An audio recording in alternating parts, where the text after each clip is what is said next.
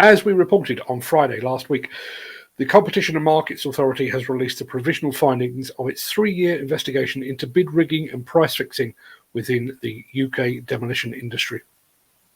A total of 10 companies, all of them members of the National Federation of Demolition Contractors, have been named by the CMA, and 8 have admitted involvement. Those 8 are Brown and Mason, Cantillon, Clifford Devlin, DSM, John F. Hunt, Keltbray, McGee and Scudder. Both Erith Group and Squibb Group are also named by the CMA but have not admitted any involvement, and the CMA stresses that it should not be assumed that they have broken the law. Within minutes of the CMA announcement, the once good name of the demolition industry was being dragged through the media mud. The UK demolition industry has not made so many TV and newspaper headlines since February 2016 and the death of 4 demolition workers at the Didcot A power station. But while the 8 companies that have admitted guilt await their fate and the imposition of potentially mammoth financial penalties, the wider demolition industry will be more focused upon the likely fallout from the initial explosion. The first to feel the effects should be the National Federation of Demolition Contractors, which counts all 10 companies implicated in the investigation among its membership. Now, prior to the COVID-19 pandemic, estimates suggested that there was between 550 and 600 demolition companies active in the UK. The NFDC has a membership of around 145 corporate members. The fact that the NFDC accounts for around 25% of all demolition companies, but 100% of all those implicated in the CMA investigation, should surely raise further questions.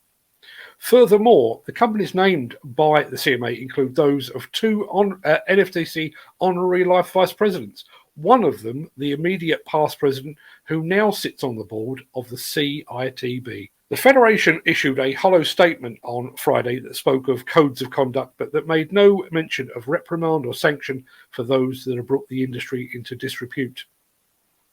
And if the optics were not already bad enough, it's worth noting that the NFDC will soon be packing its buckets and spades before heading to, of all places, Monte Carlo for its annual convention.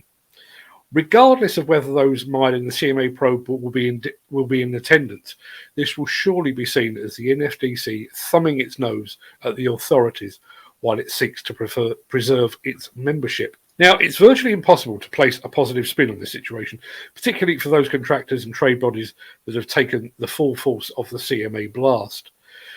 But if you look hard enough, there is a faint light at the end of this especially long and dark tunnel. For one thing, those companies that have operated in the shadow of the larger companies implicated in the CMA investigation now have a chance to shine. The stench of collusion will stick to any contractors that are ultimately prosecuted and fined, and they will likely find it more difficult to make it onto tender lists. That could work to the advantage of those many superb companies that have been kept waiting in the industry wings. And there's another positive, if you look hard enough.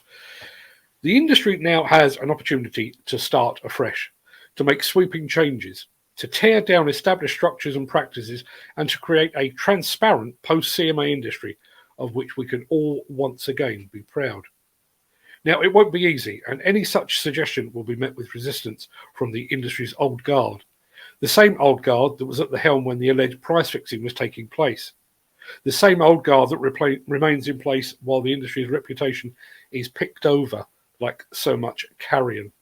The demolition sector has the opportunity to build back better, to reform and renew, and to create a sector that is befitting the modern age. But it will never do so employing the systems, procedures, structures, and people that led us unwittingly to this watershed moment in the industry's history.